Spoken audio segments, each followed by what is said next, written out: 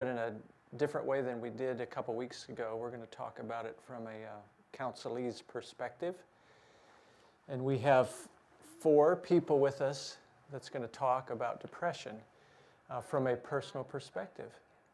Oh, we're going to be talking tonight about depression from a more of a practical perspective, or you could say clinical, I guess, in terms of, and personal. So you're going to hear a recorded testimony. We're going to watch and talk about it. And then we're going to talk to someone on the phone that's from Canada who has gone through this and actually is in the process of being counseled right now. I thought it would be an interesting way, and the person was willing, and it was an opportunity, and it was a good opportunity to do it. It wasn't something that's terrible that he wouldn't want to share stuff like, but so you have to be careful with who testimony shares. And then the third discussion of depression is Denise, one of the counselors here, who is a team counselor, and that's how she and I got to know each other. Is she was going through depression 6 years, 7 years, 8 years? I don't remember now. 8. 8, yes. And then I'm the 4th case, because I have had my own bouts of depression early on, in my early 20s. So we may not get to my story. I'm leaving mine to the last. It's very convenient, isn't it? But I thought it would be good to have some practical discussion. You've learned some things about depression. We're going to review those briefly, and then to be able to talk about them from a practical standpoint. But let's pray first. And Denise, would you open us up in prayer? I mean, I didn't tell you ahead of time I was going to do that. That's okay. I can. Dear Heavenly Father, Lord, we do thank you that we could be here. I thank you for this opportunity, Father, as we look at your word and we learned how to practically apply it to what we would biblically call despair. I thank you, Father. I pray that whoever's listening and those who are training to be counselors would find it helpful and useful in their lives. It's in your Son's name that we ask these things. Amen. Amen. So we have gone through in our book on emotions, the topic of depressions. We've covered that a couple weeks ago. So I just want us to turn there if you have your book. It's book 2, Transformed Emotions, and it's section 6, lesson 6. So if you turn to 6:1 in that book, you'll see it there. And Aaron, I'm going to actually put it, I'm going to use slides here, and so that you guys can see it on the screen as well. But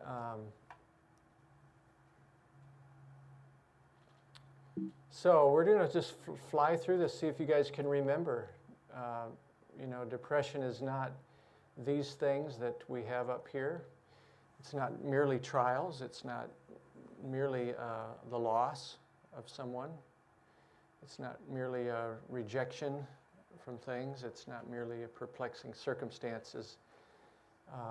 But depression is becoming despairing in perplexing circumstances. And this is the passage that we focused in on. Paul says, but we have this treasure in earthen vessels, that the surpassing greatness of the power may be of God and not from ourselves. And then he goes through this list. We're afflicted in every way, but not crushed. We're perplexed, but not despairing. We're persecuted, but not forsaken. We're struck down, but not destroyed. And so if we were to put on the board here, which I will do it, put it on the board so we have a visual on this. So we have the perplexities coming down. So this would be perplexity. Perplexing circumstances, right? According to this. And then this is this word in Scripture, despairing. So a despairing response to perplexing circumstances, right? And what you get is you get a bowed down person there, right? who is bowed down not only in circumstances but in their perspective. So one way we could say it, how do we describe, anyone, the difference between perplexity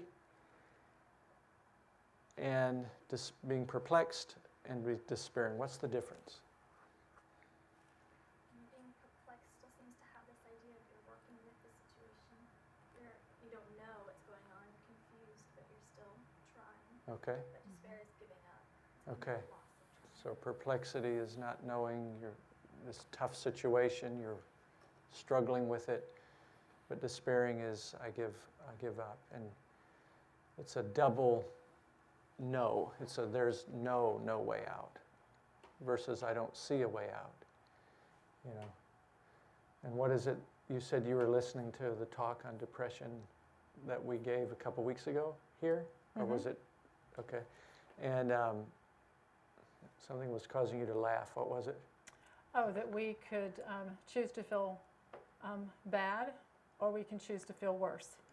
And in the choosing to feel bad, we still move along and do the things that we're required to do, or we can choose to feel worse and not do anything at all. Right. We have a choice. Yeah.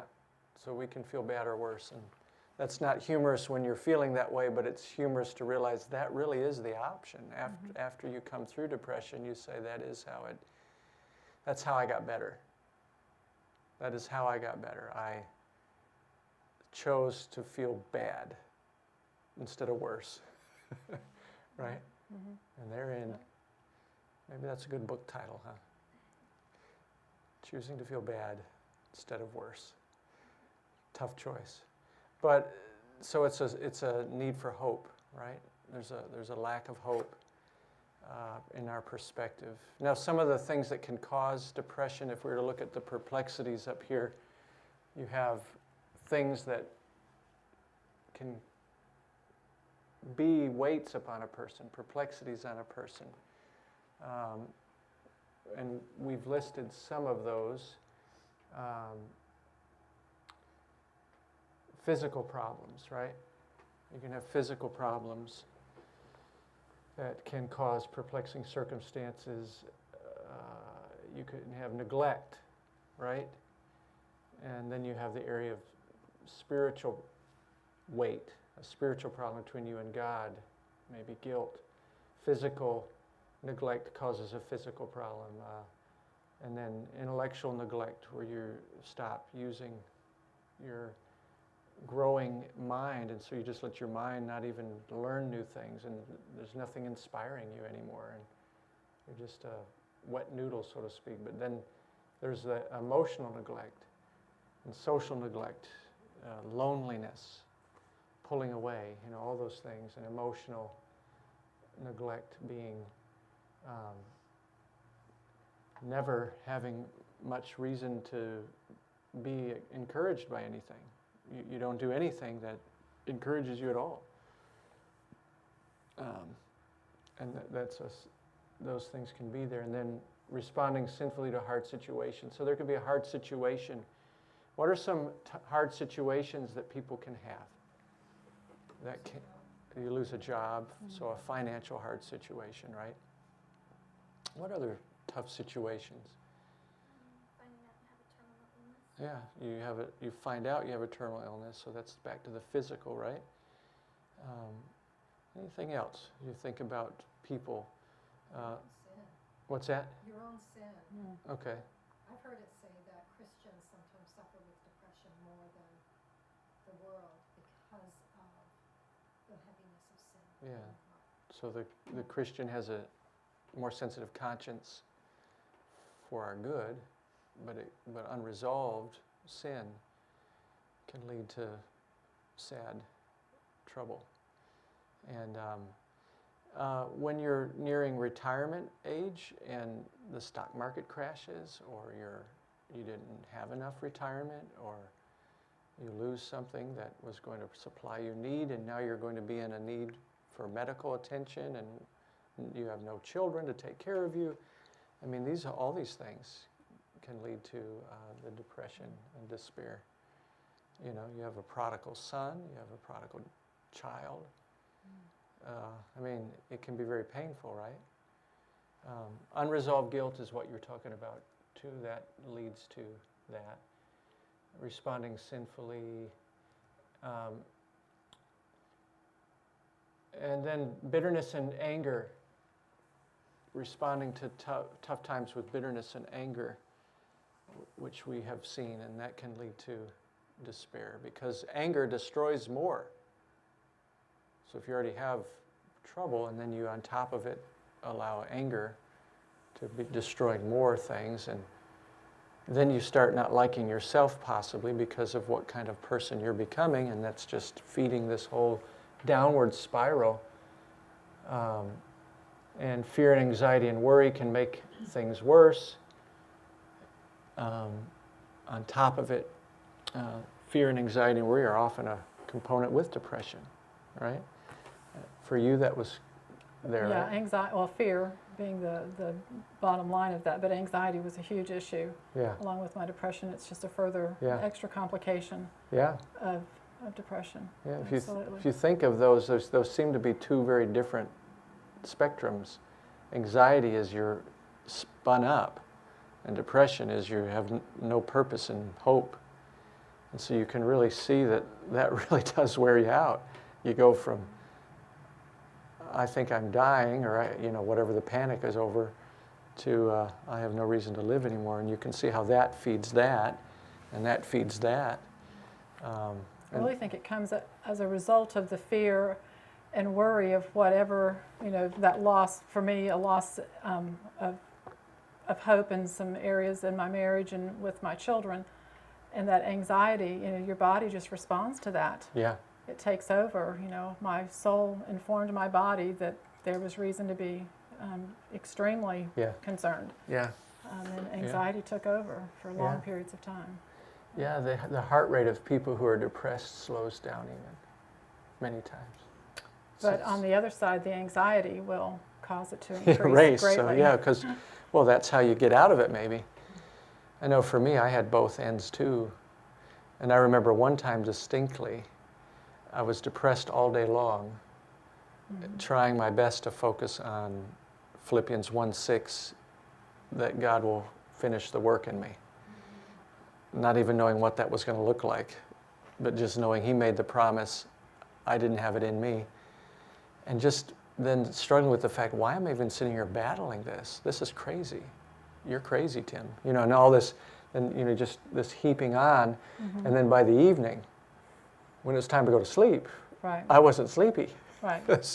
I was anxious. And I remember it hitting me, that first panic attack. I said, well, I'm not going to die lying down. And I sat up and I realized, oh my goodness, I am having a panic attack. My heart started racing. We rushed to the hospital, and I remember the guy at the end of the hospital bed, the doctor, looking at me, and after they did all their blood tests and everything, looking at me and saying, are you okay? Is everything going on right in your life? And I'm like, here I am, a Christian, and I don't know if this guy is, and look at me, I can't even hold myself together. I am a miserable failure. And then I went back to depression. So it was this two ends. Right, back and forth. Yeah. Yeah, I remember the same thing happening to me and I didn't have panic attacks until after having several bouts of depression, but I remember actually after leaving here one night after a session, asking my husband, you need to take me to the ER, I'm having a heart attack. I knew that the pounding and the pressure on my chest was massive, and he just looked at me and said, I think you're fine, we'll go home. Yeah, so here we are, tuned into us two talking about our crazy times in our life, but I'm going to tell you, God had to take me through that, and I know He had to take you probably through that too. He did. And we still have things for God to work on. But I want to shift gears now, get out of our outline for a minute, and I want you to hear the half story of this first half of the story of someone who had some perplexing circumstances. And we're going to stop midway, and we're going to say, so what do you say to them? So we're going to stop right in the middle of the person saying, why? It'd be better if I just die, kind of thing. And this individual is someone that is actually in our training now just like you went through our training. And so she allowed me to record her testimony a couple weeks ago, and we're going to have it. So here it is. Aaron, you ready? It's about 6 minutes, I think, this part. I can't remember. It was somewhere around there. I have dealt with a whole lot of loss in my life. In the early 2000s, I lost my mom and dad, and my husband was killed in a car accident, and then I lost my son. I lost to murder. And it was after him serving in Iraq. And so it was really a hard thing. I went to counseling. I really thought I had gotten that wholeness that I needed, but still there was something that was missing. I wrote a book, Anything Can Happen, My Journey from Despair to Healing and then to Wholeness. And it did really good, especially among the people who knew my story. Became active in the Parents of Murdered Children organization and the Bereaved Parent organization. I traveled several places to present about what I had went through and what I had thought had brought me to wholeness again in my life. Whenever I heard of parents in the area, Charleston, Dorchester, Monk's Corner, wherever, who lost a child to murder, I would get that book and I would take it to that mom and I would tell her, you know, look at me, I'm still here, you can be it, you can do this too. And I would give them a book, and I kept in contact with them. I presented at the Parents of Murdered Children conference in Arizona, Arkansas, Chicago, bereaved parents in Chicago. And I had just done the bereaved parents, I did the bereaved parents in Washington, D.C. as well, to their national conferences. And 9 years and 3 months later, my youngest son was living in Florida, and I got that same call that he had been murdered. I had tried so hard to be faithful and to live that life that I felt God wanted me to live, and I was going through this again. I was literally going through it again, and I could not understand why. He could stop it from me. He could have done it so that I wouldn't have to go through it again. Why? And I think what was so disturbing was that the circumstances around the two happenings were so similar. Both of my sons were at home. They weren't out in the streets. They weren't in a club. The youngest son, he was babysitting or whatever for a young lady. My oldest son was helping out this girl who had been having a problem with a boyfriend. I'm a 32-year veteran in education. And I only taught for 9 years, so I was in administration for like 23 years. And I was a principal of one school for 16. So I had helped so many kids through school. And here it was, I buried 2 sons. There were so many sleepless nights. I felt alone. And there were so many times that I just didn't want to be. There was time after Carlton died that, you know, I can remember one particular time I was sitting at the gas station and the burden was so heavy. The burden was so heavy. And there was a Big Mac truck that was coming. And I just knew if I just hit the gas right now, then it all would be over. I struggled and nobody understood. I was still lost. I was still hurting. I just wasn't healing. And I needed help. So, it's quite a story, huh?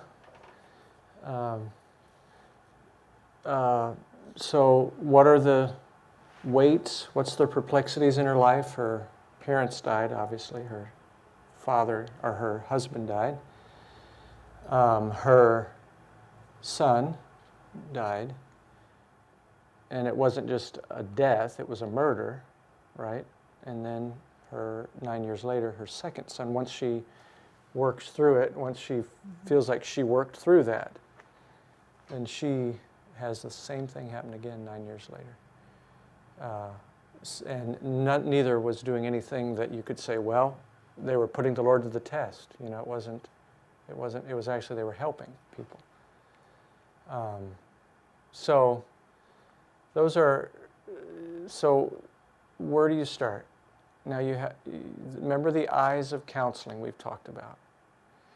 And you say, well, what are we talking about here? Well, let me just show you as we're talking about this. I'll run into it here. Let me grab it here.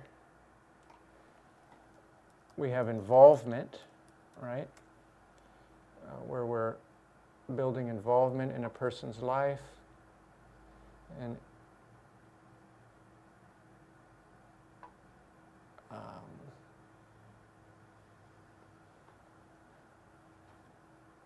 all right, Aaron, if you can take this off screen for just a minute, I'm just going to check something and make sure Oh, you're on. Okay, here we go. I've got it up now. All right, so on the board here, or we have these 10 marks, and so you're bringing that into what this woman has suffered. You're building the relationship. You're inspiring hope, and there's this collecting information. Now, the later things are like intercession, or it's not later, it's actually all part of the early phase. This later phase, though, interpreting the problem, why is she despairing? Not why is she perplexed, but why is she despairing? We'll talk about these things later, but these early on areas, very important, right? Right there, all right? These are important. Why is this important in helping this mother? Does everybody know what building the relationship is? You know, living in a way that helps them know you care. Not just a client, not just a person. But why is it important, these things, for her? For her to open up. For her to open up? Mm-hmm. Yeah. Yeah. She said no one understood. Do you think no one cared? I think a lot of people cared. But here you have all these people caring, but no one understood. And it's a hard one. I mean, Yeah. you can't walk her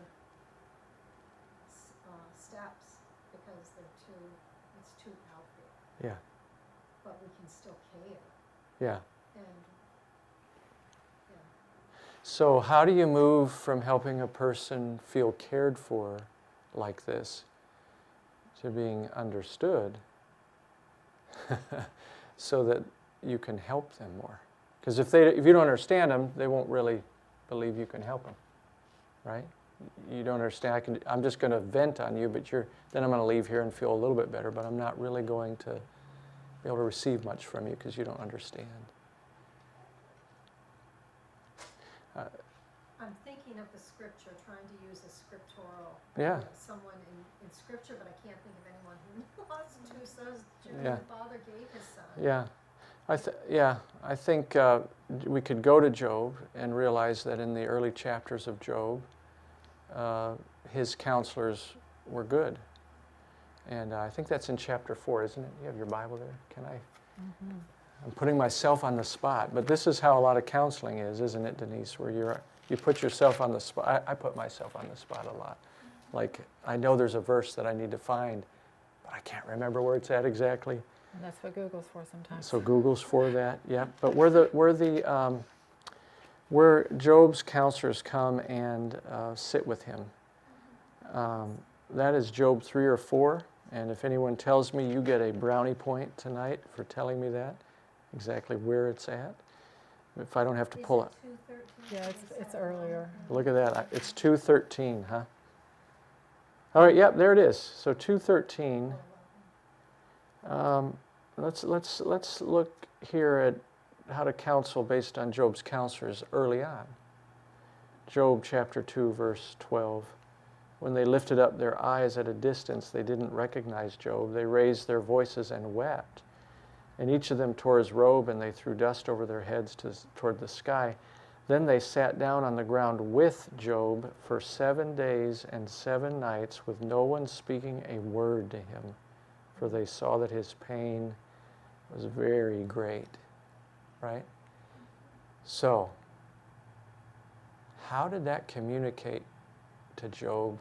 Not only that they cared, but that they understood. This is important, isn't it? Because they lived it with her. They were Okay. living it with her. And what did they do while they were living it with him? Huh? They were silent. Understanding that you don't always have You- exactly, what needs to be said at the beginning. Understand a lot of times you need nothing. You need to sit and be present with them. You need to be present. Yeah. They did nothing. Right. You can't fix this. You're just there. They to were support. present and they were there, yeah. So after a while, the person realizes, you're not giving me easy answers, right? And you're actually entering into where I'm at. And asking good questions too, right?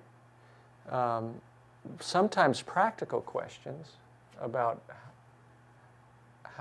how to help them physically with areas of their life. But asking them questions that would be more like, how did this happen? And even though that may be painful to talk about, you're wanting to understand how. Did they find the person who did this? You know what I mean? Even though that's, again, maybe you'll find there's some bitterness or anger there, right? But you're not going to jump on that right now. You're just trying to get the information. Now, identifying with them helps them know they're understood. Having compassion and sympathy and getting involved and meeting practical needs, all those things help them know and not quitting. After a while, it will be clear that you really understand this isn't just a week or two, And what do you do with the suicide potential here? That's an important piece, because if you had a counselee that said they knew they could just push their foot on the gas, yeah, so now you've got the suicide risk that you've got to assess, right? You got to figure out how often they're thinking of that.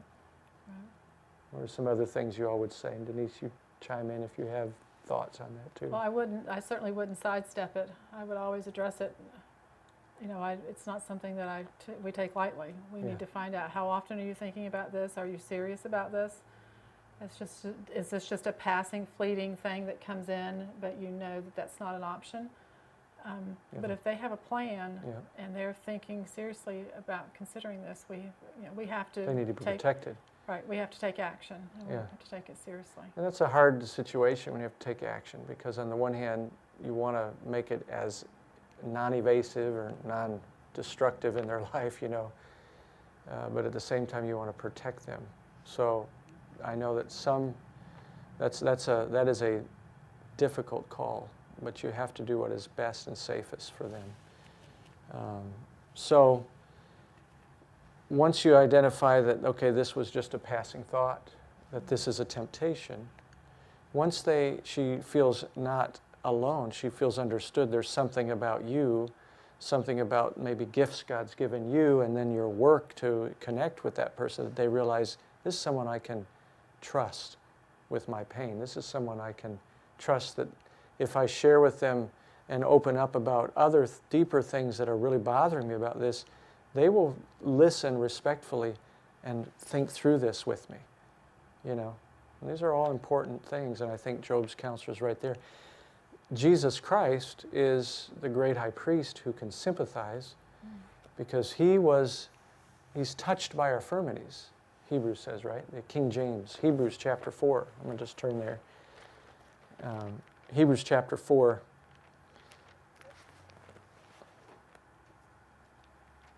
Let me grab that. Hebrews 4,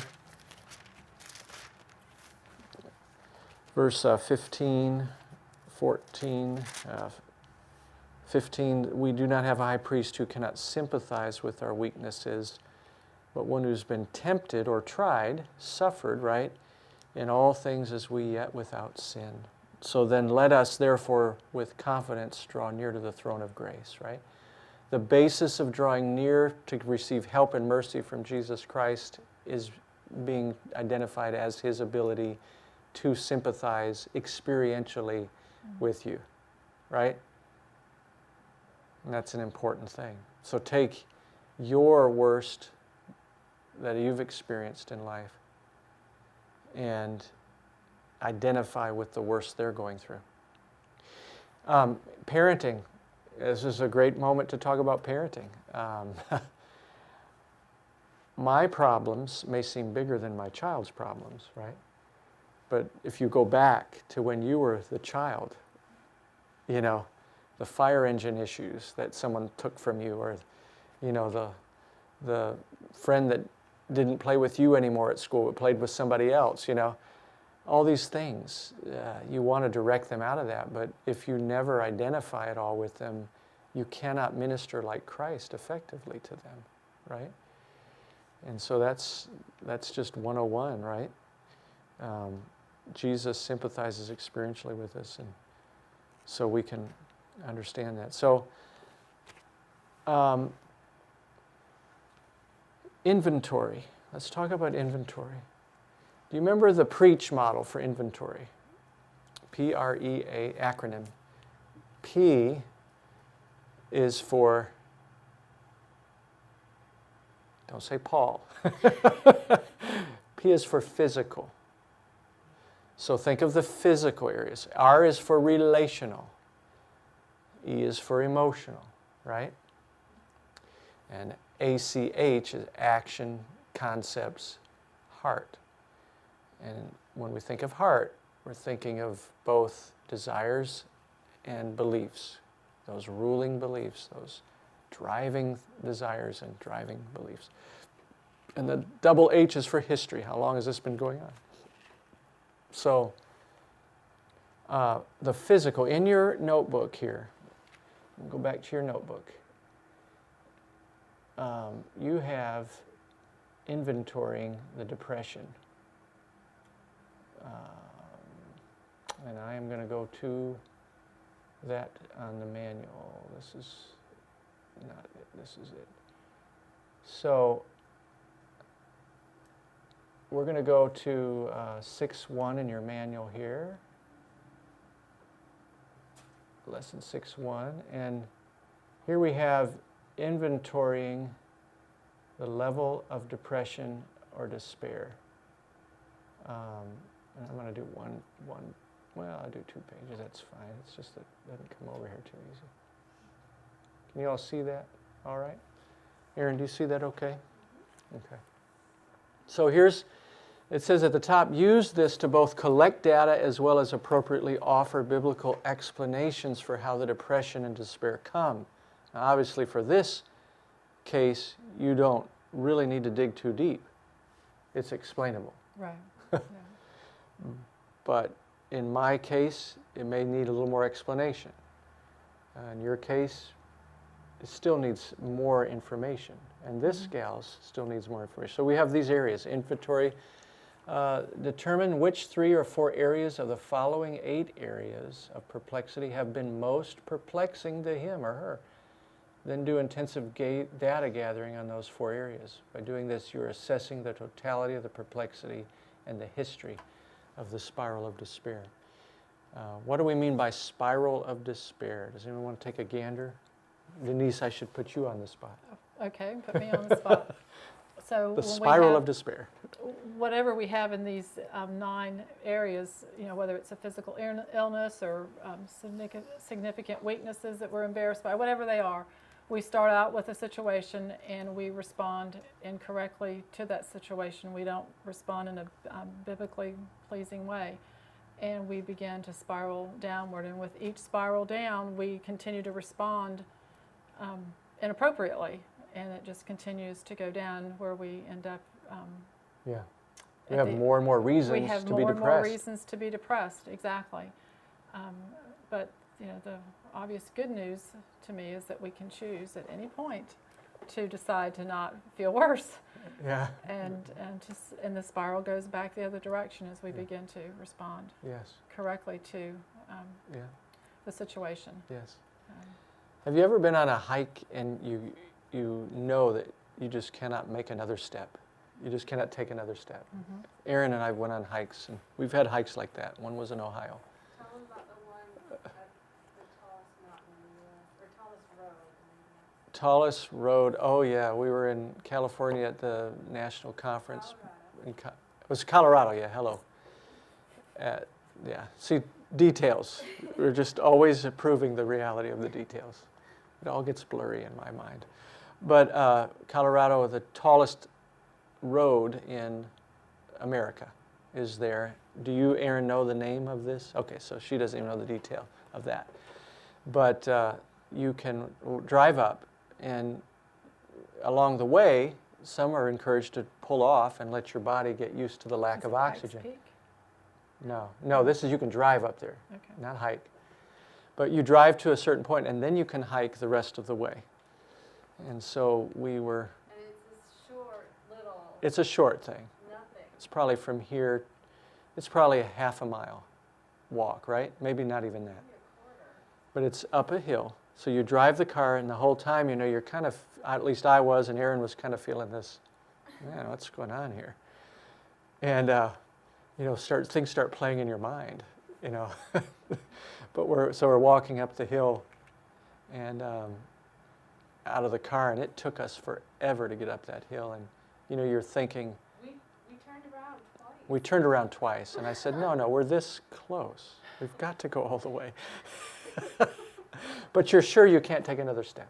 Mm-hmm. But you know if you don't take another step, you just are going to be more depressed because this is regressing back into the hole of despair. You have less reason to hope for good. Less reason to hope for good by doing nothing. That's where you're at. But you're sure you can't take another step. And even if you do take another step, you're sure that even if you get to the top, what good will it do? So you have all these things, right? And that is where you're at, and that's this spiral down. So each of these can begin this spiral down. And so you're collecting the totality of the perplexity. That's what we're saying here. So here's some questions, right? Significant sins ashamed of, situations saddened by, relationships strained, circumstances mishandled, expectations not achieved, hurts that you're angry at or embittered by, fears that you're worried about, weakness embarrassed by, illness suffering with. Now, let's not get OCD on this list, okay? This is a depressed person. You show them that list, and once you hit a few, you better just, if you've hit the mother load, we need to focus on the hope in that area, right? Mm-hmm. Because if we lay all the reasons for depression out, now I have perfectly got an A on how come you're depressed. They don't need to be meditating on your good homework assignment, you know what I mean? You got to be careful. This is where school and practice are two different things, right? Well, we got to know everything because we may have a stone uncovered that we need to. What's sin? Let's get to the sin here, please. Okay, wait. We just found out some other things. Let's start here, right? Right, the rest will come later. Yeah, we're not done. In fact, we may be just through the third session when we're getting into some of these other things. So, inventory the severity of the emotional responses, right? Help them understand this is not the fruit. This is the fruit, not the root of the problem. Now, helping the person understand that is not right away, okay? I'm not saying well, that's not why you're... The emotions are just emotions, so let's just let... You can say some things tastefully, and I know there are ways to get in direct, and depending on the person. But if you give an answer so quickly that is full of wisdom and hope without understanding, it seems very empty, like you don't understand. They got to know you care. So ask them, ask questions to help you gain information on how each area below, how severe it is, just look through that list. how long, what's the face muscles, unkept appearance, a physical slowdown, loss of energy. I'm not sure it's worth it attitude. And then we want to inventory the severity of the behavioral responses, right? Back to emotional for a minute. You collect more data with halo data here than you do with verbiage sometimes. So you're looking at the face, you're looking at the mannerisms, you know, eye contact. There's an attitude that comes over and it tells you about the emotions. If you can have someone else involved with you in that knows them well, it will let you know how severe it is too, right? Mm-hmm. Your husband was... Right, my husband came with me. I was not driving at that point, and he came and he was able to, talk about and reaffirm, exactly where I was at, which if we went down this list again, I probably had all of those. Yeah. Crying easily. Yeah. Yeah. Appetite. Yeah. Talk to me, guys, about when a person that's depressed isn't eating, the trouble that can create in complicating depression. You're not eating, and it's going to drain you physically, so it's going Yeah. to make your emotional and mental problems even worse. Yeah, that's right. So you might try to find out from the person about weight loss too, if it's appropriate. I mean, you got to be careful of that question, obviously. But and sometimes the person that comes will tell. I think your husband may have said that something to me, or she's not I'm eating, sure, or she's right. No, I had not. I mean, I had Yeah. lost about 20 pounds by the time I came here, Yeah. and that had been ongoing. My stomach hurt. I didn't want to eat. Yeah. But that further complicates issues because, as you explained to me in counseling, that just reinformed my soul that there was no reason to live because, I mean, I didn't eat at Yeah. all. And the Yeah. more I didn't eat, the more my body said, let's give up. Yeah. Yeah. You're planning your death, and so to speak. It's coming. Mm-hmm. Yep. And your ability to think is compromised greatly without food. And some Yes. people don't really understand that, but it is true. And then you add to that sleeplessness, trouble sleeping. And they may be sleeping in the wrong times. I was sleepy, but I couldn't sleep. Could you? I Yeah. would go days without any So, sleep at all. so there seems to be a depression where people sleep a lot. And then there seems to be a depression where some people don't sleep at all, wrong times. I wonder, and I've not done a study on this, but I wonder if those that are not sleeping are those that have the higher anxiety issue. It would make sense, wouldn't it? It would make sense. That their adrenaline is trying to avoid the bottom of this hole, or trying to work through this thing, and they can't Right. figure it out, Mm-hmm. Yeah. So this gal said, so here's good inventory. Was this one sleeping or too much or not sleeping? Do you remember what she said? It was very quick. I've heard it a million times, so I get the advantage. She said she was sleepless. Yeah, I thought. She wasn't sleeping. She wasn't sleeping, yeah. So you know that she needs more sleep. Now, if you had someone who says, I'm sleeping all the time, you're probably dealing with someone that didn't have a whole lot of anxiety. I don't know how you can sleep and have anxiety that much, really. But in fact, come to think of it, in the counseling I've done, I don't know if I've ever seen someone who is depressed, sleepy, talk about anxiety. Could be wrong, but I just can't remember it offhand.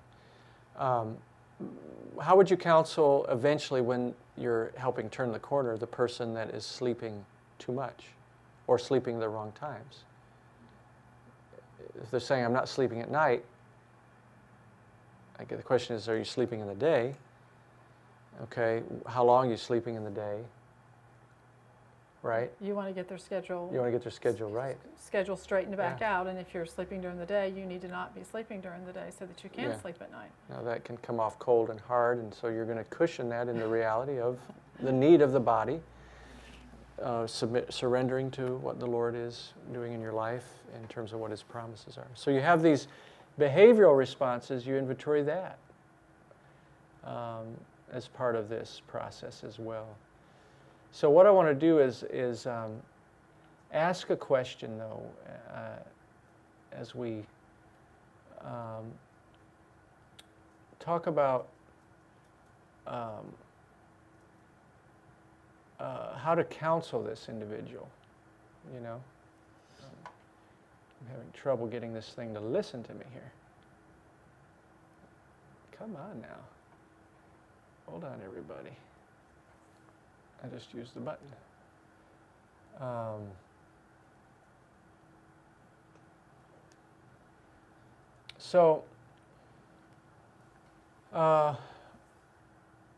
I'm going to play for you the rest of her story now, and then we'll pick up with talking about how to counsel this, okay? So let's hear where she goes with this. All right. I was on my laptop and I said, you know what? I need to get somebody else. I need more counseling. I need to get somebody else. And I was just Turn that up a little scrolling bit, through, and I wanted to get somebody that was like out of the area. You know, I live in Orangeburg now, so I put in Google.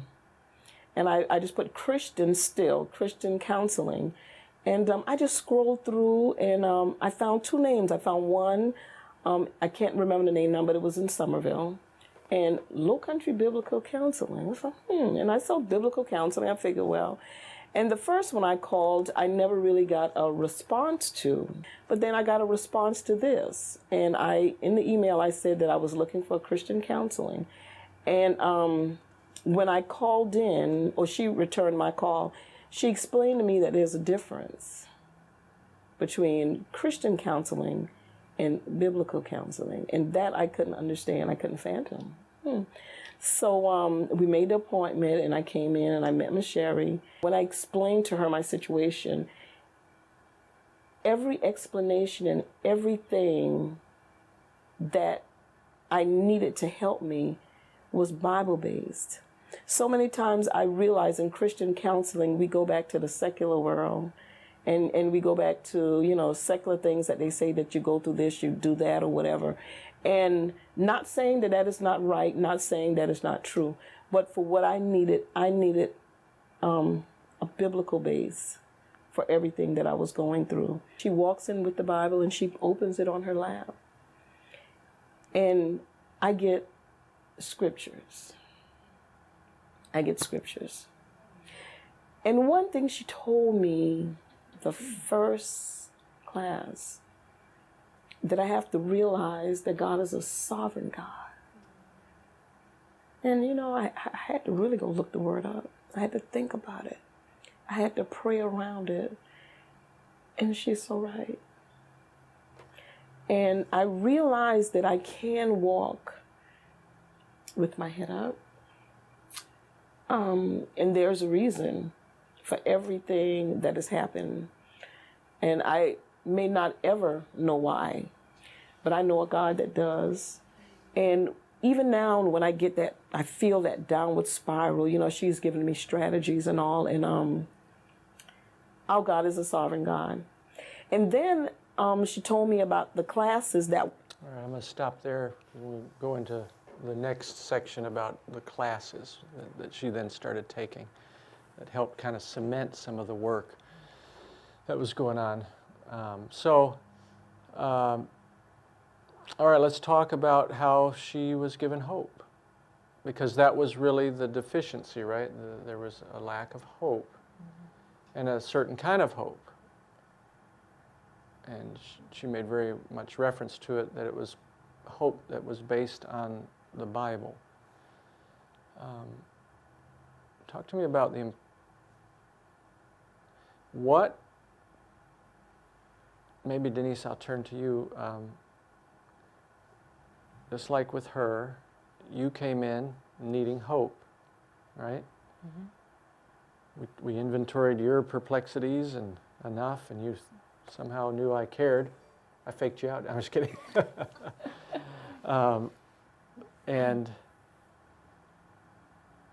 But the spark of hope for you came in Lamentations. Lamentations chapter 3. And in your notes, I'm going to turn there because I'd like you to just read and kind of we'll talk through that. Lamentations chapter 3, but in your notes 6:3, These are 4 of my go-to verses to give someone hope and explanation at the same time. 2 for 1, right? If you can, in giving them hope, help them explain how this depression came and how it can go, and they buy into it biblically, then you're on the way to helping them walk that out and then have strategies, like she said, for when she dips down into it again. But biblical illustrations for sustaining faith in perplexity. And if you look at the page 6.3 in your notes, I'm going to do this on here, Aaron, I think, because it's worth us. I can't read. Yeah, there it is. Hello. Ultimately, this is what your book says. Ultimately, the despair will begin to progressively weaken as spiritual comprehension of God and biblical hope replace idols of the heart, producing an ability to persevere in the perplexity. So here's an example. Based on what I believe about God and the hope I have in Him, it is foolish to be despairing in this perplexing situation. Now, foolish may be a hard word. You could say it's just not necessary. It's not good. And besides, great future good will come if I continue to do what God has called me to do in this perplexing situation. So somehow that happens to a person when the Bible is opened and Romans, faith comes by hearing, 10:17, and hearing by the Word, right? We rebuild the person based on faith. And what's the definition of faith, class? Faith is believing the Word of God, doing what it says, no matter how I feel, because God, or knowing God, promises a good result. And we've added to the end of that a good result better than if the bad never happened. If you can add that little on there, I think it just kind of gives it some thrust even more. That the bad comes to produce an even better. And that is why. That is the why. So Denise, let's talk about Lamentations 3 and the hope that we have there. And I think I'll put that up also so that the class can see that online too and here in the room. If I can find where I put it. There it is.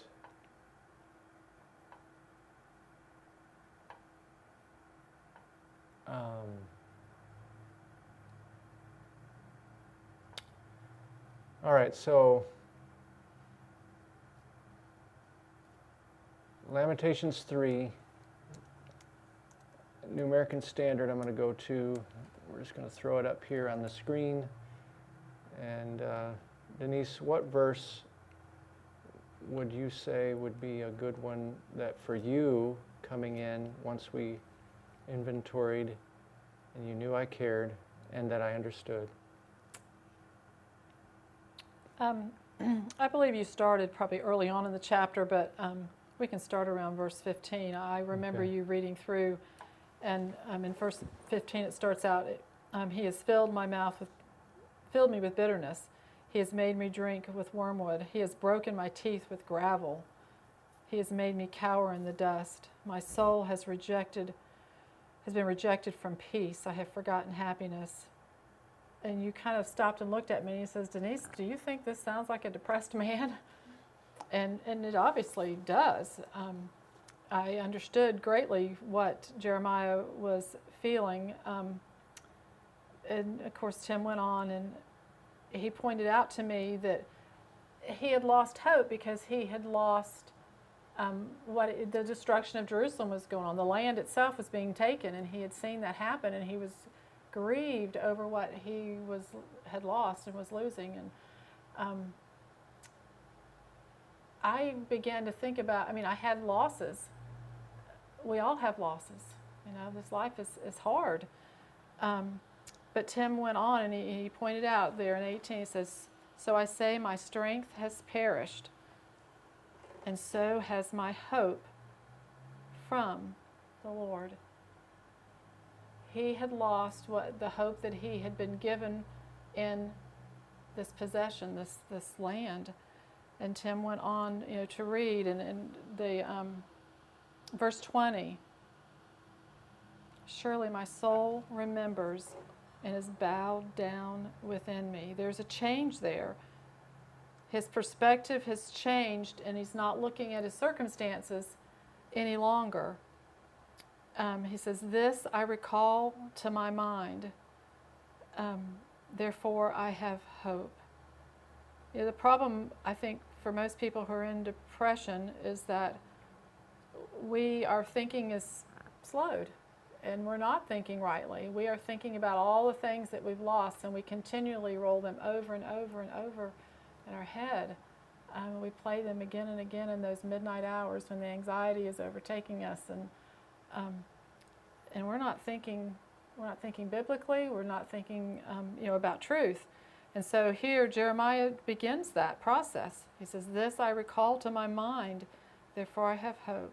The Lord's loving kindness indeed never cease, for his compassions never fail. They are new every morning.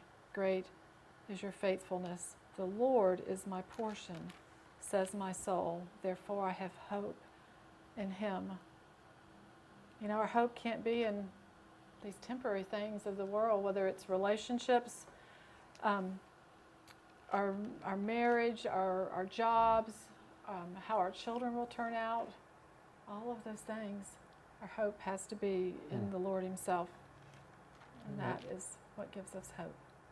Yeah. And so that lays out in a way that you can minister that if you've done the pre-stuff. To just throw that onto the Denise, she doesn't understand that I understand, and I don't emotionally appreciate what she's going through. I have to appreciate is maybe not the right word, but you know what I mean. I have to connect with it. I have to evaluate and say, this is tough. What if that happened to you? And then once you understand emotionally and sympathetically, then you're able to, with their skin on, climb into this passage and make all kinds of little statements that help them know, not only Tim is tracking, Jeremiah's tracking with me. And he says that, and as you're talking, Denise, or this gal that struggled with depression, with this despair because of losing 2 sons to murder, her being able to identify with a biblical character and helping that happen by caring and her understanding that I understand enough, and then being able to say, do you think that some of that Jeremiah was not only watching the land go, but knowing that why is the land so important? Because it's for your children. And now the children are not just some were going to be murdered for certain. Maybe some were being because they were fighting back. And then some were going to be slaves all their life. And verse 24 is the finale. If you've ministered this passage right, verse 24 can resound, because it changes your fundamental drive in life. You see that what God is doing in perplexity is saying, why do you live? 51% or better. Hey, it's okay, grief, you better have grief when 2 sons murder, or if there's something wrong with you. But how do you not let that derail you from the purposes God has for you in that? And that's why you heard her say, God is a sovereign God. What is God teaching me in this? I think that verse, although I agree with you, is the finale for my husband and I believe this lady understanding the sovereignty of God. You also took us down to verses 37 and 38 of that passage, and that brought a culmination for me in my heart that all the things that I was going through and had gone through for many years, much brought on by my own wrong response, God was sovereign over all of it. And it says in verse 37, who is there who speaks, and it comes to pass unless the Lord has commanded it? Is it not from the mouth of the Most High that both good and ill go forth? I remember my husband telling me later, not particularly that night after you shared this with us, but saying how much that verse just opened his mind to the fact that we weren't suffering just randomly. Our business was falling apart. It was right during the time when the economy was a mess, and we had lost financially in a large way. And he found so much hope in that this came from a God that loved him, and that it would be okay. So. Yeah, you're not a victim.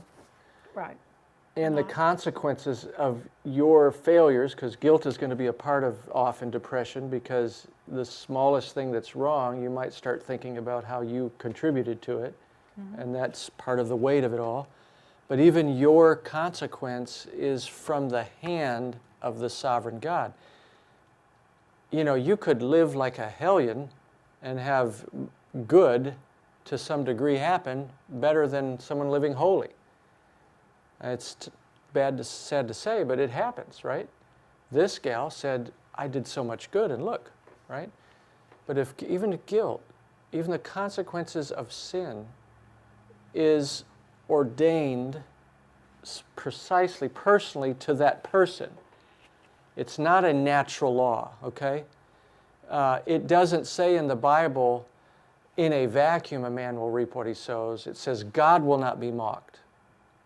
So God will determine how much you will sow from what you have reaped. So even your sin, if you are reaping a lot from your sin, it is an expression of love. If we understand Hebrews 12, verse 5 and 6. So there's always a way to speak hope in, and the sovereignty of God gives a foundation for that, right? Every hair on your head. So this is how you begin to, and once you see the hope birth and the spark happen, you know for sure faith is there, and now you have something to build on, right? You have somewhere to go. And so where this gal went with that hope was to where you guys are now, into class, doing what you're doing here. So we're going to hear her talk about that, and then we're going to take a break, okay? So let's hear where she's at here. Back to our video here. Just a few more minutes. Ready, hon? Want to be taught. Before I retired as a principal, I said, when I retire, I thought about going back to school and getting a degree in theology, not for any reason but for me, for my growth and development. And when she told me about the classes and how it can lead to a certificate, I knew I couldn't come, and the lady who sits out at the desk, the receptionist, she's just precious. And she told me, she said, well, you can view it online, and, you can email questions of things you don't understand or whatever like that. So I went ahead and I signed up for the class, and it has been absolutely awesome, because every emotion, it's given biblical reasons for them and biblical reasons to get around them. Anger was powerful, and I have listened to that one 3 times. And I'm going through depression now. I'm going through that emotion, and that one I'm going through slowly, because that's something that I dealt with so long. I look forward to that quiet time where I can go, and like I said, I think I would love to be in the presence when I can ask questions, but I also love, because while you're talking, I stop it and I back you up, and I'll say, what did he say? And I take my notes, and really being able to internalize it. I needed somebody to help me align it, organize it, and put it together. And that's what coming to Miss Sherry and coming and doing the online classes is doing for me. Through the Word of God, there's hope. Everything that we need to live this life is based on the Word of God. All right. So her sons did not rise from the dead, circumstances still as they are, but she added to that hope and the promises of God and the goodness and the sovereignty of God. So let's take a break, and then we're going to talk about kind of from here how we flesh this out a little bit in terms of sustaining that hope. Because just because someone gets hope doesn't mean they're going to be fine now, because it is a living thing. Hope is living, so it can die too, right? Let's take a break, okay?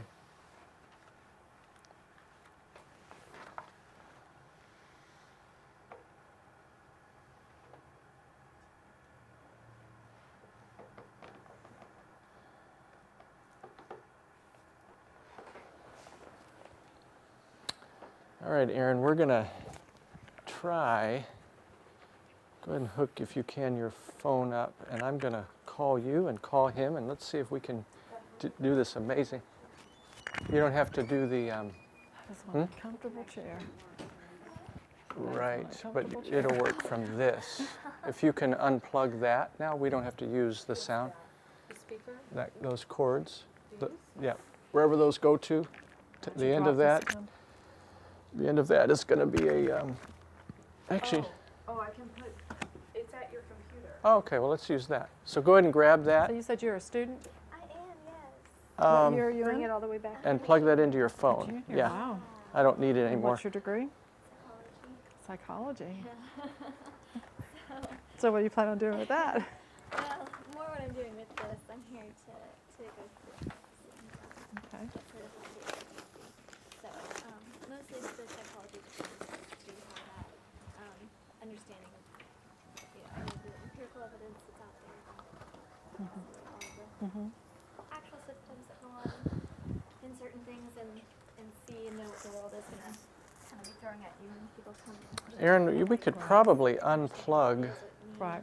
the audio cable that is coming from going into the sling for now. Not till when we start up again, we have to plug it back in.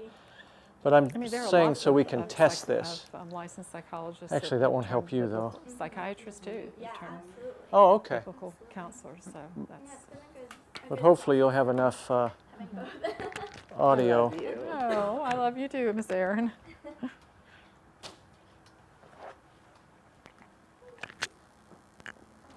Got it? Yes, that's been good. Oh, good. Now, have you been there all 3 years? Yes, Well, I the have. first two? Okay. Yeah.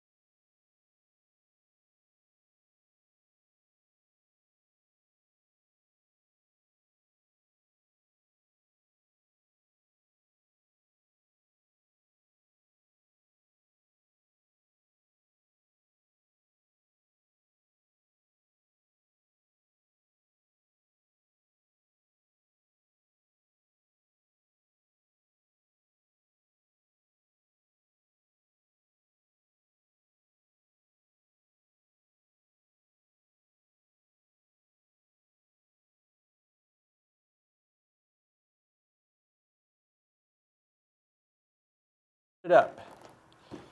Okay. Did you turn it up? James, we're just working through a few glitches here before we go any further. But I don't hear Denise.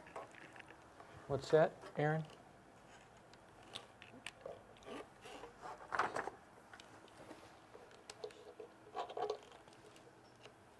Okay. Can you hear me, James? Not very clearly, huh? All right, I'll hold. Oh, very clearly. Okay. Denise, I'm just going to have you talk into this. On my phone, that's probably why.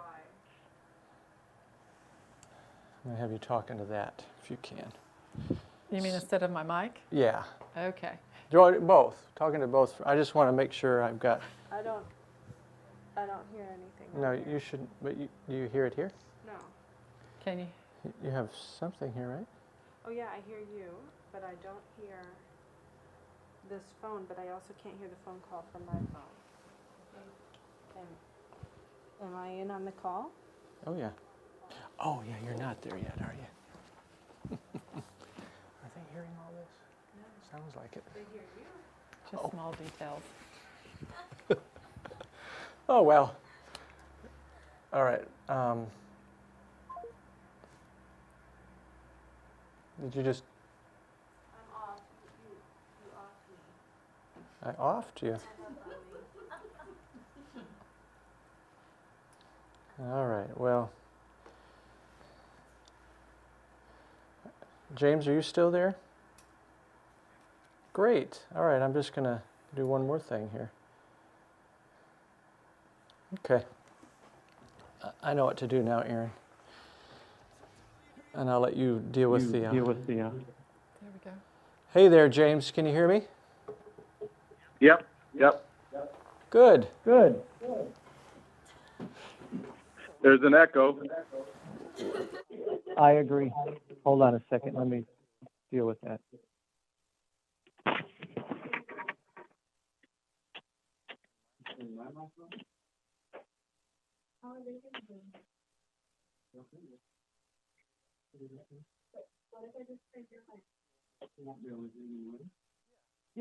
Yeah.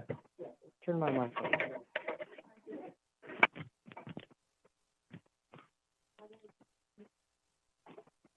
All right, James.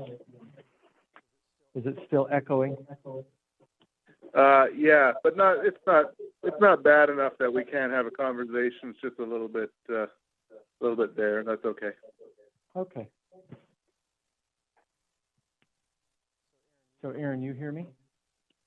All right, good. You guys will just have to get over this.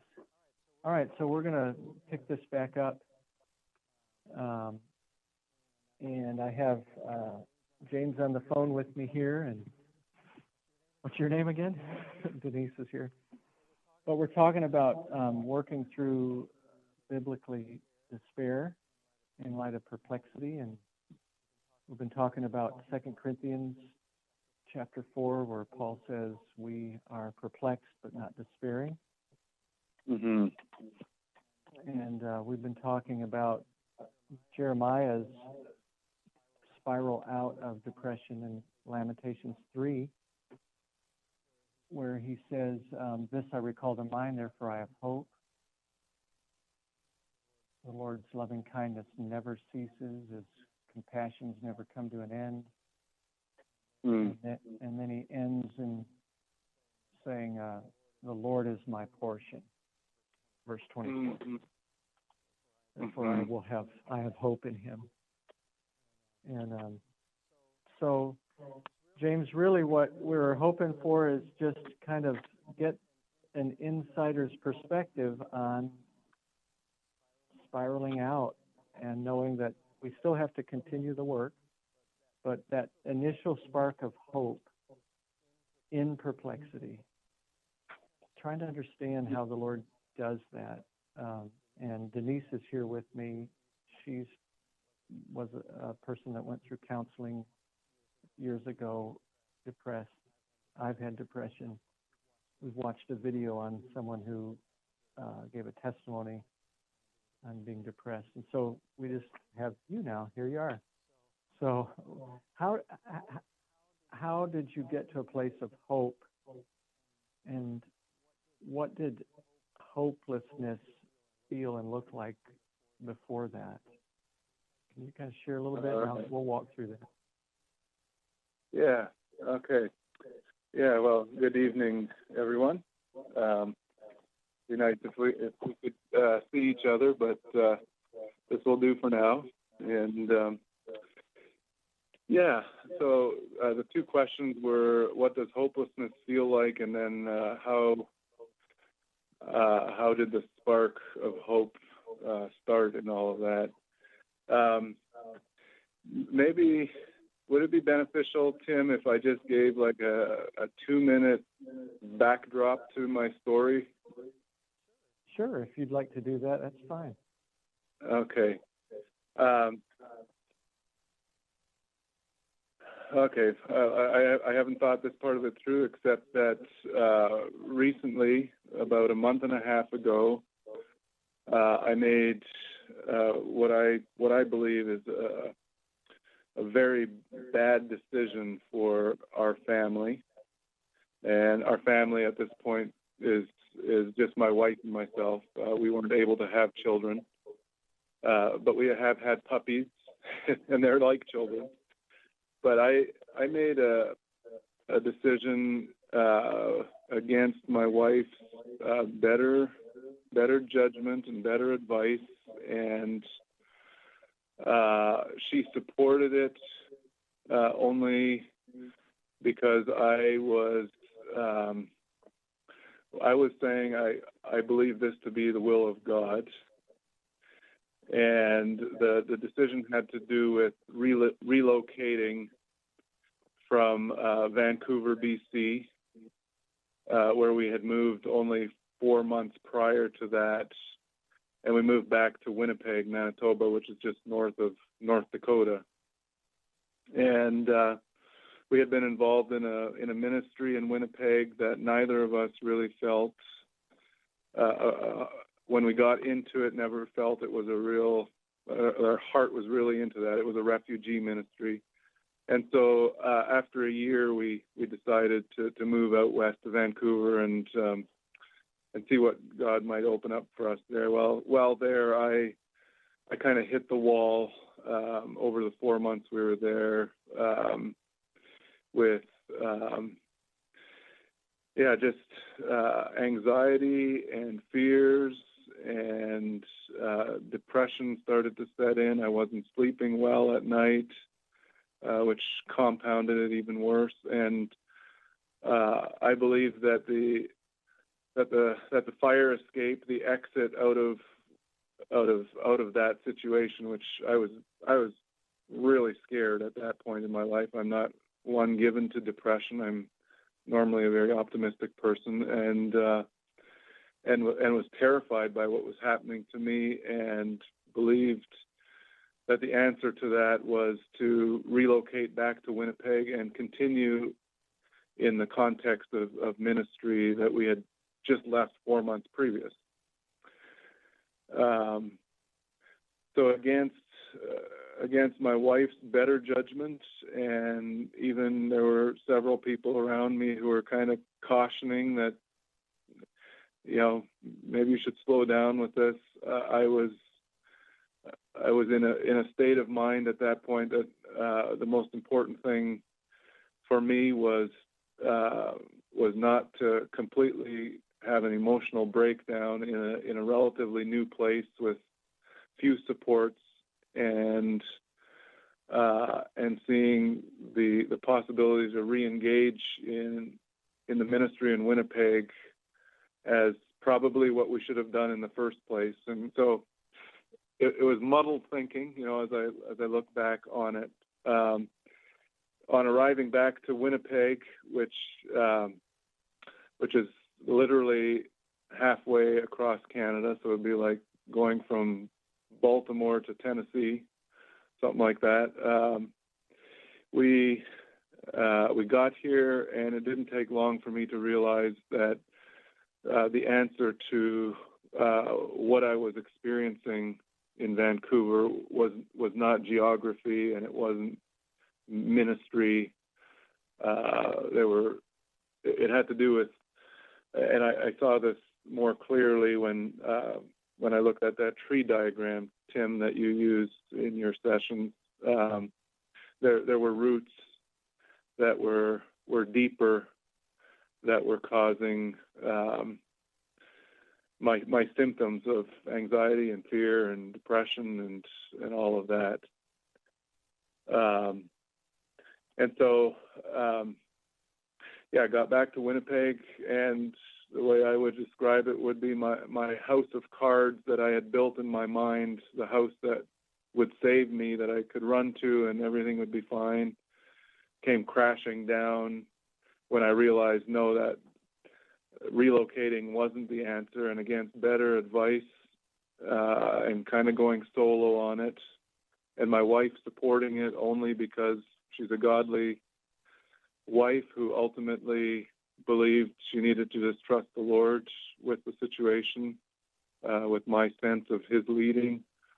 Well, when that all fell apart when we got here, it's like what I was experiencing in Vancouver went into high gear, and I spiraled quickly into a very deep, dark place of regret and despair, and it's interesting, as there's been a degree of healing and clarity, and it's still a process. That it's only relatively recently that I've been kind of able to get even deeper at the roots, what's going on. So, so as I jump in here a bit, I think that's exactly where you were at when you called then.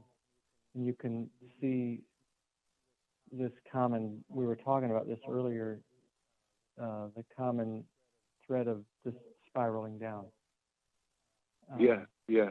And one decision that you made to another decision just got you more and more hopeless, because you were trying to fix it through circumstance change.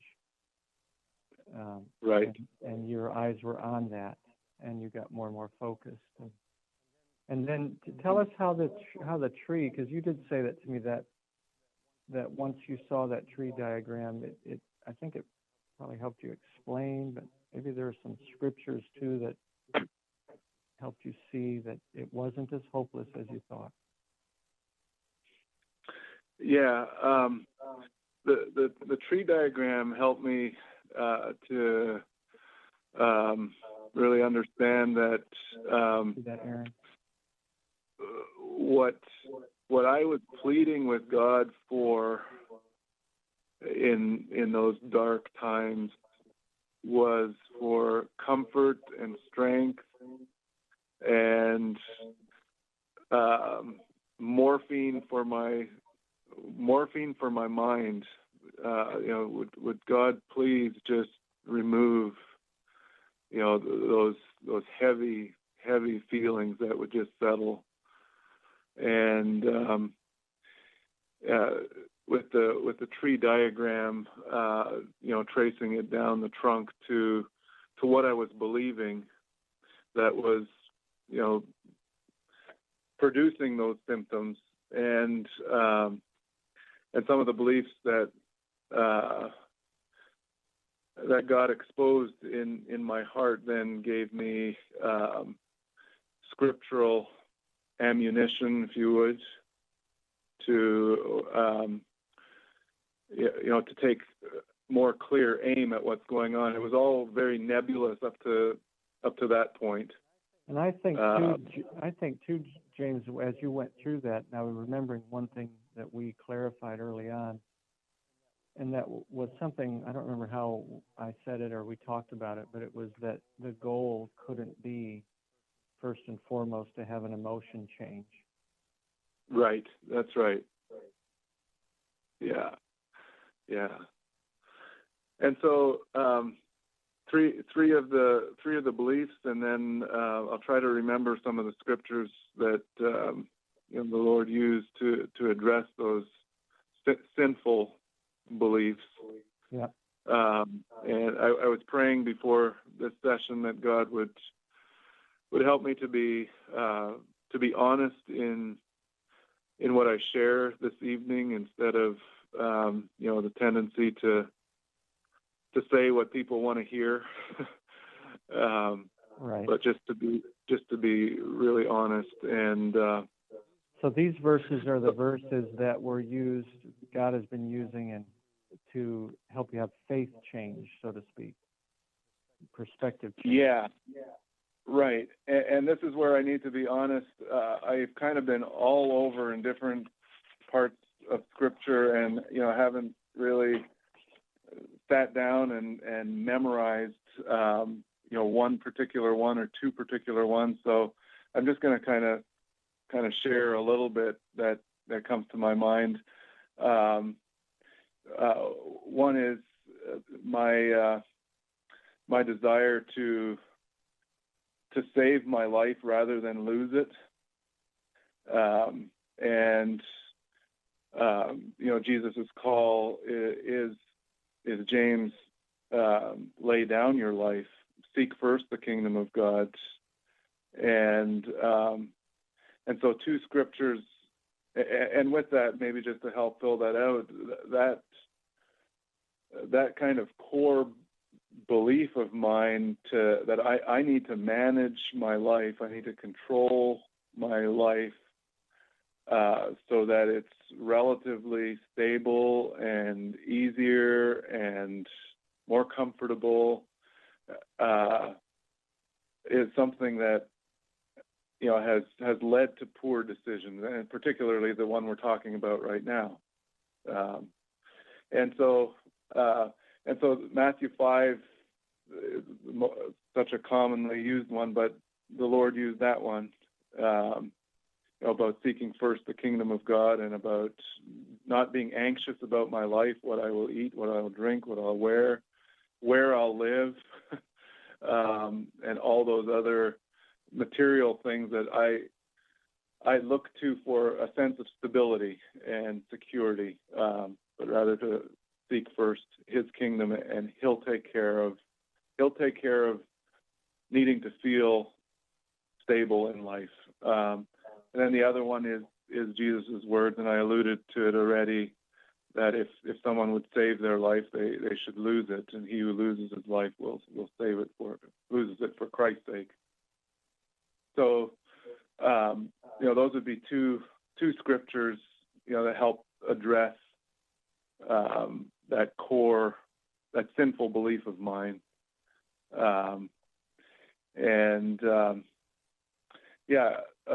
Another one has to do with just trusting God, and I guess they kind of go together hand in glove. But I came to see that my faith, in terms of trusting God with the circumstances of life, not for my eternal salvation. I don't think that's ever wavered through this process, or but to be able to really trust Him with the everyday things of life. I haven't done well at that. I've had an immature faith in that way. So you've seen that the Lord has used this to increase your maturity in areas like not just faith, but some of the practical things you're talking about with decision making. And really, I remember talking with you on the phone, and we were early on talking about that what God was teaching you and teaches us in this is that knowing Him and becoming like Him, and that's what you're kind of talking about, laying down your life and all those, trusting Him, that really is what God is seeking to teach us And because I remember you asked a question when you started to feel hope, started saying, so should I start dealing with the practical things? Right. Like figuring out what we're going to do financially and what we're going to do this and what we're going to do that. Right. So we had to talk through the details of, well, how are you? I didn't say this to you, James, but I was thinking, is he starving?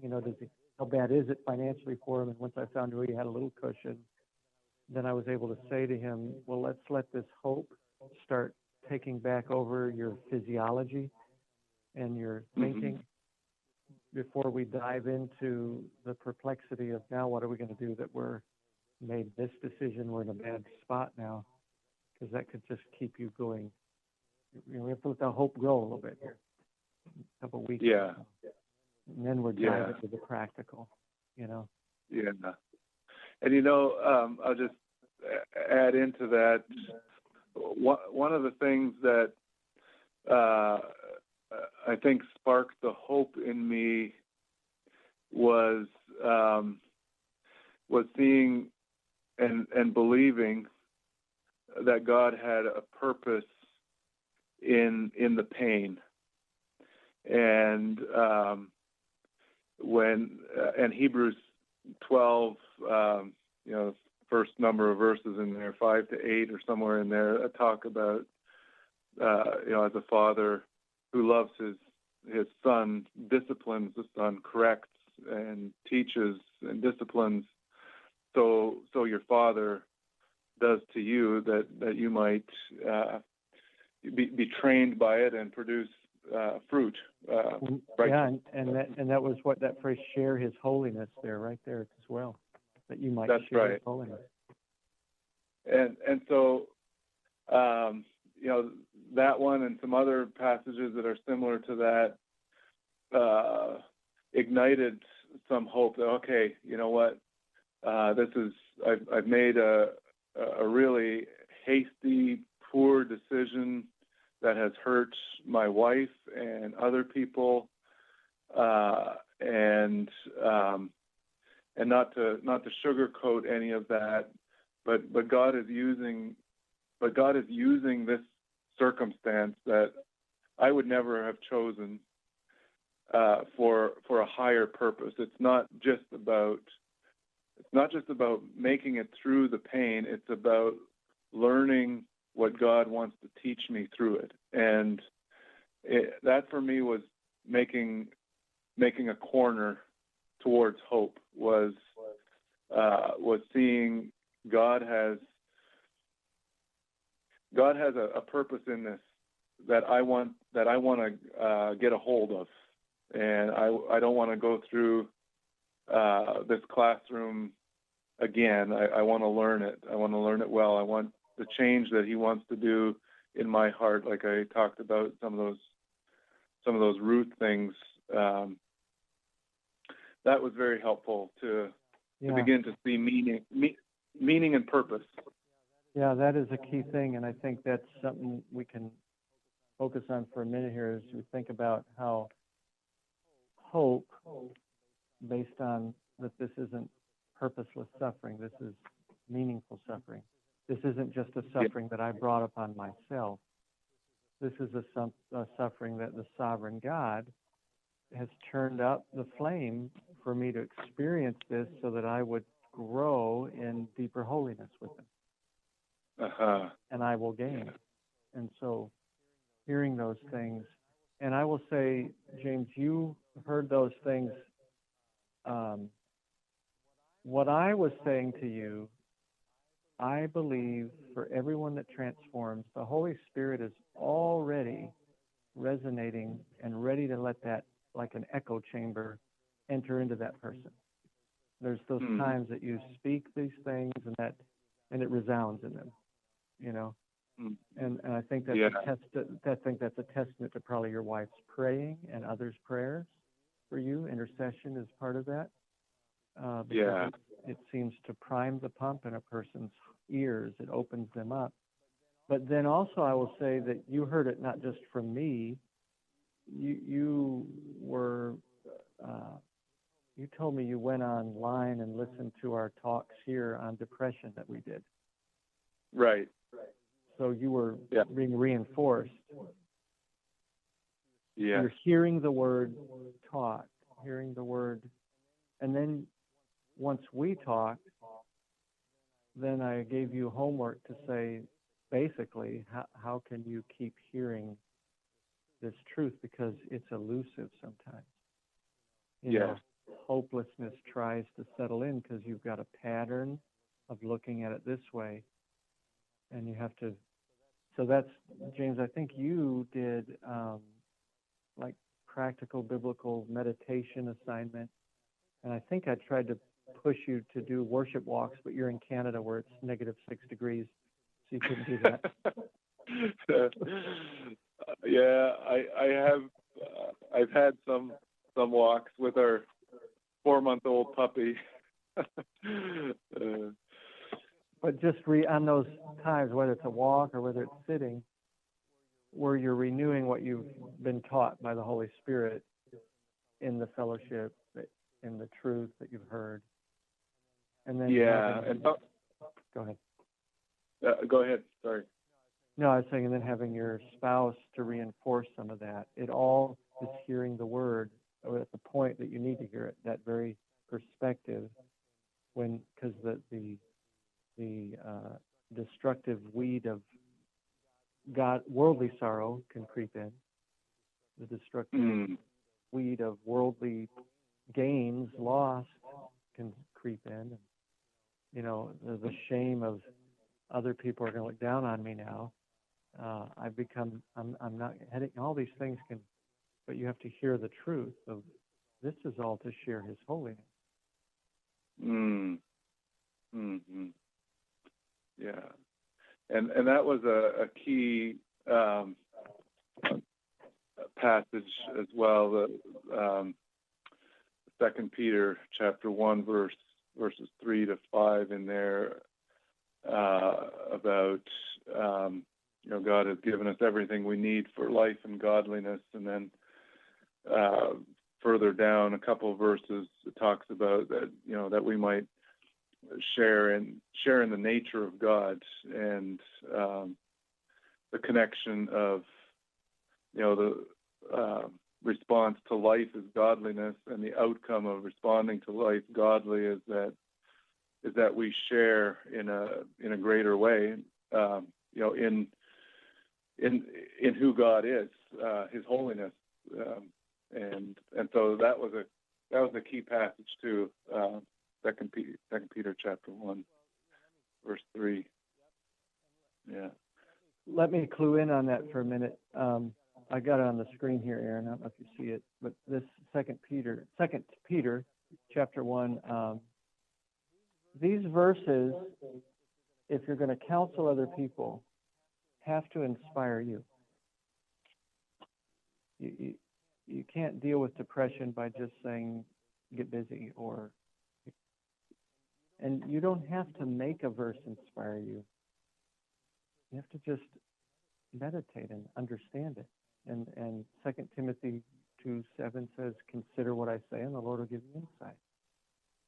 And so in your suffering, wherever you're at, as a person that's helping people, if you meditate on words that give you hope, that's something that can help others, because you share the comfort you've received. And this, I'm going to say through the years, and I don't know, Denise, if we used it when we were talking with you, but this, did I use this one? I like to catch people off guard, because, they think, oh yeah, here's the verse. Yeah, God has given us all we need for life and godliness. And there's some cool things you can say about that, and James was saying that. And then it goes on, and you're getting a little deeper into this, and verse 4 says, for by these he's granted us to his precious, magnificent promises that give us hope, in other words. What do you believe? What promise are you believing here from God about the future? That he causes all things to work together for good? That at the end of this, it says, why? So that you can get out of this trouble only? What does it say? What does it say? What is the greatest good you and I have? At the end of verse 4. that you might become partakers of the divine nature. So if you lose everything and get that, think of eternity for a minute. Now, let's get out there and eat. If you're depressed, let's get out there and, find out how we're going to make money. Because we're sharing in the divine nature as we work our way back. And painting that perspective from the verse, right? Not just from a good book on depression. So get inspired from that. James, I think it's helped a lot just to kind of talk with you. I really appreciate you calling and being vulnerable and willing. And I know that you and I are going to meet some more. I would say that we're halfway there. What do you think? I hadn't thought of it in terms of how far we've come. I know we've certainly moved a distance, and I feel at a feeling level the effects of what's happening at a heart level. Yeah. And that's cause for courage. And I'll be honest, there are still times where it is really hard to, and it feels like I've told my wife, feels like I've just been fighting World War III, because that cloud sometimes comes kind of settling back in with especially the aspect of regret, and then fear again about the future. Yep. Yeah, it's still a battle. I like the sound of halfway. Yeah. And so even as James is speaking, I want to say to him, that's a lot of physical there. There's a lot of physical realities going on that it doesn't take a whole lot of trigger to bring that cloud back physically, early on when you're pulling out of it. And so a person that's going through depression needs to know that's how it is. And don't give up. Galatians 6:10, and you will reap if you do not lose heart. Right? God is faithful. And your physiology is catching up to your spirituality. And there's that process. I remember one lady who was in panic mode, and she said, but I hear the verses and I do so great, and then I go to a social environment and then I just freak out. I was not even thinking of anything, and then boom. I said, well, that's your nervous system. It has been, just like James said, in World War III. You have been in World War III. No, maybe you've been. You have been. Those are the same physical, neurological responses that you have got your body to trigger to, as if you were at World War III. And so now, just because you hear that you have hope and that you're going to share in the divine nature, your body is still saying, but the war is still going. But we have to retrain it to think otherwise. Yeah, we have to retrain it to think and be okay with the process of the body accepting that there's no need to be afraid. I know you feel afraid. And this is a good thought. But anyway, James, thank you so much. Well, I'm glad to share a little bit, and I'm looking forward to seeing you in December sometime. Molly and I are coming down. Yeah. You might join our classes, I hear. Well, you might join our classes. That would be. I think Molly and I would both appreciate that opportunity. Yeah. Yeah. Can I just throw something out there that we haven't talked about, just for, or I could wait till Thursday too? I think is our next session. Well, you throw it out, and I'll tell you if I can go anywhere with it. Go for it. Okay.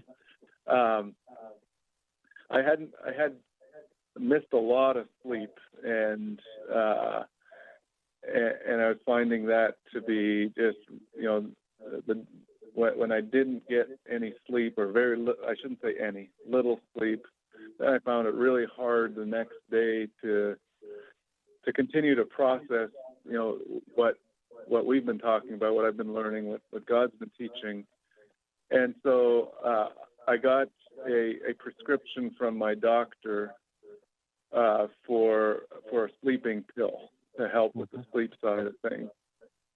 Now, I went ahead and did that, Tim, without talking to you about it. And as I'm talking right now, I should have started there. No, but what do you like? I know it's not the silver bullet that's going to cure things. Right.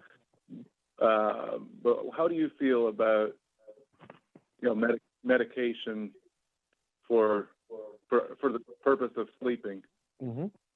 Well, that's a great question, and this is exactly what a counselee will ask at times, and then you have to think, what is the right response, based on who they are, what's going on, and you never, ever, ever act like you're a doctor. And so whatever I'm about to say, I will say, no, I'm not a doctor. I don't know exactly. And I might say, what are you taking? And he'll tell me what he's taking.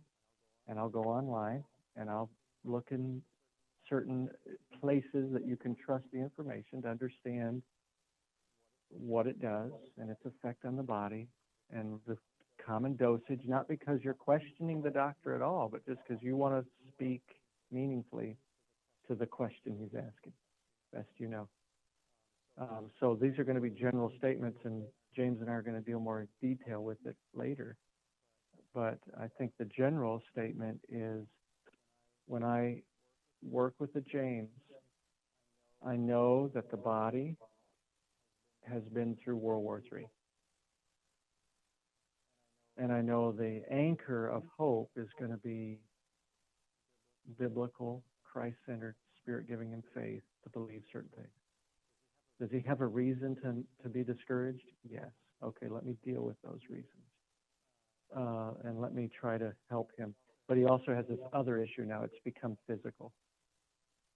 It's obviously physical, and there's some signs you can tell it's become physical. Sleep has been affected. Let's do the list here.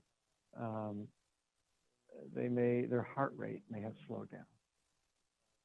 They may be tired all the time.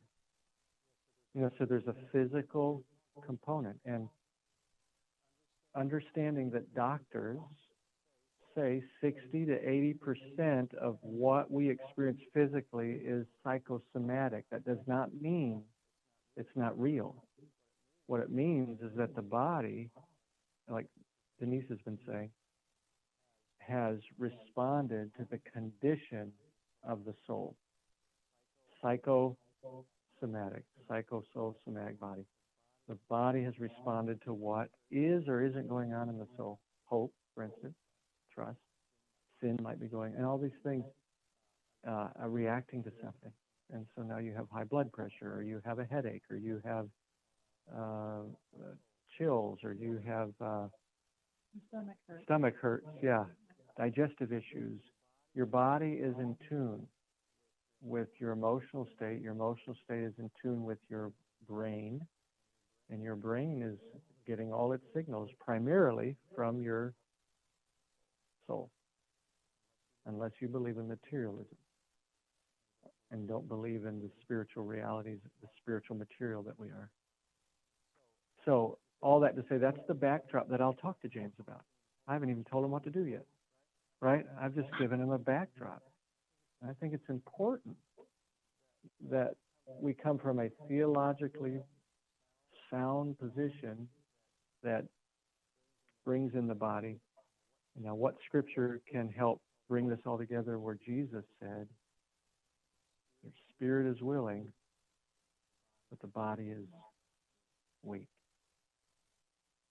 Now, World War III, the body's weak, but I have reason for hope now. So really the question is, in many ways, is how much should I take? Not should I take. right? I mean, sometimes that's where we're coming down to that nitty gritty. Okay. Sometimes it isn't I shouldn't take it at all, or sometimes it is I should take it, but that's a decision he has to make. But as I'm laying out that biblical truth, knowing he has hope now, nobody wants to live the rest of their life taking sleeping pills. So, we're all agreeing on that. But can the body have been so in tune with hopelessness or fear that it is not able quickly and easily to get to sleep, to calm down, right? So we're avoiding the extreme of no medicine, but we're avoiding the extreme of throw that medicine at it. Right. Because that layers potentially. And there is no way that we can be a medical doctor, but we can work with medical doctors who know he's getting counseling. And if James, as James is working through this, he may find that after he gets his body back into a rhythm of sleep, where he goes past that threshold of hypersleep, because that's usually when a person wakes up after 4 hours. There they are, 0.6, whatever it is. And he's now getting into that rhythm. Then we can talk about him talking to his doctor about how to back off to see if his body will do it on its own. Now, there's another set of medicines beyond sleep medicine that's called psychotropics, which are antidepressants, and that's a different discussion to some degree than what James is talking about. But what James has done here is he's thought about the 3-need model that I encourage, and that is you have spiritual needs, you have physical needs, and you have medical needs sometimes. And so you start with the spiritual, or you hone in on the spiritual and move to the physical, sleep. And so what James is saying is, I see that I struggle most with this now when I don't sleep. So why not try to give me something to help me sleep? Maybe that will solve the anxiety. Maybe it won't. But he wants to try it, see if that helps. So this is a very sequential, progressive thing James is doing here. He started with the spiritual. Now he's saying, now how could I make sure I get sleep? And so he's asking me, sleeping pill, will that work? Will that be good? And so he and I are going to talk more detail about how droggy does it make him? And does the depression and drogginess have a connection that's going to hurt? So James may need to go get a physical, just to see if this prolonged depression has affected adrenaline or thyroid, lots of things, but you're going to be reasonable with all this. But then you have that 4th level of psychotropics that have been helpful to people, others it has masked and reduced their energy to deal with it. So you have to help them think through that. Denise is one to talk about that probably a little bit, can't you? Yeah, I can. I early on in my struggle with depression, I tried several different antidepressants, and we're talking about the course of several years. I never found any of the ones that I tried to be helpful at all. Most of them just gave me side effects that really only made my anxiety worse.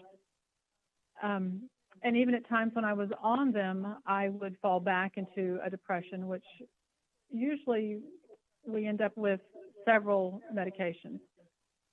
Thankfully, that was not the case for me. But eventually, I did end up taking something that was helpful. The very last time that I was going through depression, I, as a last resort, started taking Paxil. And that was the only drug that had ever been helpful to me at all. And I really believe it was that situation where it put me in a place where I could receive what I was learning. I'm not telling you that it was the fix. It was not. It temporarily quieted the anxiety and the depression began to lift. And then I was able to take in what I was hearing here at the center in a different way that I wasn't able to do before. But that is certainly not the first place that I would ever encourage anybody to go. Well, I think the time it's the first place is if the person's suicidal, if the person is going to hurt themselves or endanger themselves, how hopeless, Right. those sorts of things. So all that is evaluated, and you're not a doctor to do that, but you certainly may have to refer them quickly or take them somewhere sometimes in certain cases, or monitor them yourself. But that's very difficult, and unusual. Yeah. So Yeah, and I would say, as far as the depression goes, I definitely see that the tide has turned without having to take an antidepressant. But Molly and I both noted that nights when I didn't sleep well, then I had more difficulty processing in a healthy way, everything else. And so as far as the depression goes, I'm very thankful to the Lord that without pharmaceuticals, that tide has turned. yeah. But the sleep side is still kind of a bit shaky. Yeah. Yeah. I understand. And I think it's good to avoid extremes, is what we're saying here. And it's good not to be a medical doctor. And it's good to go to a medical doctor that will work with a biblical counselor, because there is a difference of philosophy in counseling. And so all that's important. And my wife will attest to this about me. So I'm going to share something that's way off the radar for a minute, okay? Because that's what I do. I go way off the radar. And I am not in any way encouraging anybody to go my route without talking to me personally or to your doctor. But I have a very restricted diet, and I eat 5 foods, and I mean that. There's 5 foods I can tolerate. And I get off that diet, I react. In fact, the last 2 days I've been reacting, I think, to the cultured cucumbers that are in that veggie thing that you got me. Anyway, personal story here. But because of that, nutritional deficiencies are real. And I understand the physiology of what it feels like, not only to be struggling with depression from a circumstantial or a perspective issue, but a physical issue too. I was 3 years ago told I had hardly no vitamin A, so I was losing some sight. And now I take vitamin A. I was reacting to beta carotene, so I couldn't take. Well, what I'm getting at is 3 years ago, I stopped eating one food that I could eat all the time, and it was one of the main foods I could eat, and that was turkey. And does anybody know what turkey has in it? Serotonin. Serotonin precursor, tryptophan. What are antidepressants doing? It's not increasing your serotonin in your body. It's increasing its availability to the brain by inhibiting its uptake. So it inhibits its uptake because the theory is that your brain is absorbing serotonin too quickly. And therefore, you're more likely to be depressed or more likely to be anxious because you have not enough serotonin. What if it wasn't that your brain is not taking it too quickly? What if it is that you just aren't eating things that have serotonin in it or tryptophan? Well, so it would stand to reason if anyone's a candidate for that, here I am. So 3 years I didn't eat turkey. And I found I was getting more healthy in other ways because I had to start eating bison, red meat. And so I got more color in my face. I got more strength. I don't have joint pain as much. I think I look younger today than I looked 2 years ago, honestly. I'm just talking out loud here, but thinking out loud. But my point being, just last week, I've been telling my wife, I said, you know, I feel so much better everywhere except right here. I just don't feel good many times. I have to work to tell myself it's good. And I said, I know that what that is, but I don't have any reason for it. I don't have any reason that I could tell to be feeling like I'm feeling. And I said, I need to go ahead and take the 5-HTP, which is the tryptophan, which is over the counter. It's $5 a bottle, isn't it, or something like that. It's some cheap thing. So I took the littlest bit. And well, for me, a little bit goes a long way because I have hardly none of certain things. And I found that, I kid you not, in the middle of that day, I wasn't thinking. And I started without thinking. That's the key I'm making here. I had to think to feel good. Without thinking, I started singing. And years ago, when I started tryptophan, it was for migraines. And people started calling it my happy pill. And I didn't understand the connection, but I will tell you that the last week, I can tell you that the body and the brain both are working better with just the littlest bit of that stuff. Again, I'm not encouraging anybody to do it. In fact, if you're taking a psychotropic, you probably shouldn't take tryptophan because you think about it, your brain is taking something to say don't absorb serotonin, and you're infusing more serotonin in it, and it could create an over surplus of it, and that's very dangerous. It's not good.